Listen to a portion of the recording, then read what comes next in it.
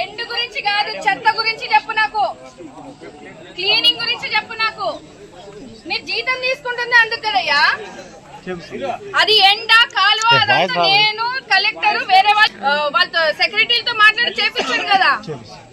అనవసరమైన రాజకీయాల్లో ఇన్వాల్వ్ అవుతారు కదా, దీన్ని చేపించు కూర్చొని. ఓకే అంటే ఇస్లాంపూరి కాలనీలో చెప్పిన ఇది ఎక్కడ చేపించినావు మరి? ఇది కాలనీల కిందికి రాదా? ఏంటండి ఇది మరి? అది అంటే అన్నారన్నారు. అవసరమా? మాకు ఇంత పిల్లలు ఉన్నారు ఇక్కడ, చిన్న చిన్న పిల్లలు ఉన్నారు.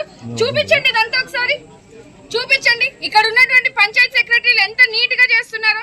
స్వచ్ఛ భారత్ అని చెప్పి కూటమి ప్రభుత్వము ఇంది అనేక కార్యక్రమాలు ఇస్తా ఉంటే మీకు నోటీసులు ఇప్పిస్తాను. నేను కూడా అడుగుతాను కలెక్టర్ గారిని ఇదేనా అని.